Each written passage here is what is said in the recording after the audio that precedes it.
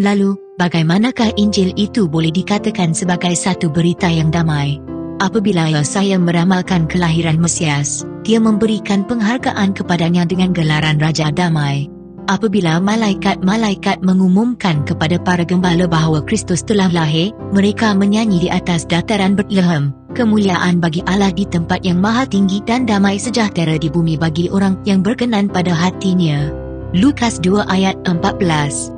Ia seolah-olah terdapat satu percanggahan di antara pernyataan nubuat dan kata-kata Kristus, "Aku datang bukan untuk membawa damai ke dunia, melainkan pedang." Matius 10 ayat 34. Tetapi, jika difahami dengan betul, kedua-duanya adalah dalam keserasian yang sempurna. Injil itu adalah berita damai. Agama Kristian adalah satu sistem yang mana, apabila diterima dan dituruti, akan menyebarkan damai, keharmonian, dan kebahagiaan di seluruh bumi. Agama Kristus akan mempersatukan semua orang yang menerima ajaran-ajarannya dalam ikatan persaudaraan yang erat. Ia adalah misi Yesus untuk mendamaikan manusia dengan Tuhan, dan begitu juga kepada sesama manusia. Tetapi kebanyakan dunia ini berada di bawah pengawalan syaitan, iaitu musuh Kristus yang paling kejam. Injil menunjukkan mereka prinsip-prinsip kehidupan yang sepenuhnya berbeza dengan tabiat-tabiat dan keinginan-keinginan mereka, dan mereka bangkit untuk menentangnya.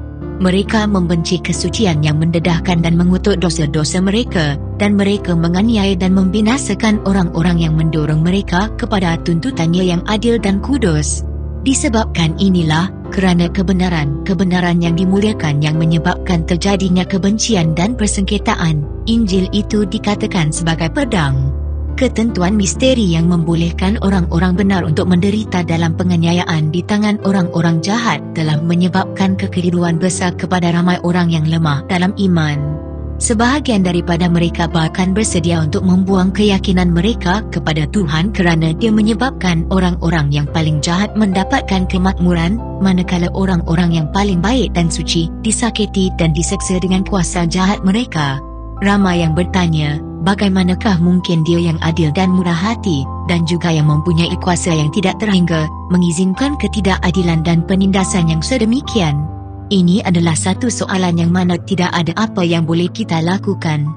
Tuhan telah memberikan kita keterangan yang mencukupi mengenai kasih-Nya, dan kita seharusnya tidak meragukan kebaikan-Nya kerana kita tidak dapat memahami kerja-kerja ketentuan-Nya. Apabila meramalkan sikap ragu-ragu yang akan menimpa ke atas jiwa mereka pada hari-hari dugaan dan kegelapan, Juru Selamat berkata kepada murid-muridnya, "Ingatlah apa yang telah kukatakan kepadamu, seorang hamba tidak lebih besar daripada tuannya. Jika mereka menganiayaku, mereka akan menganiayamu juga." Yohanes 15 ayat 20.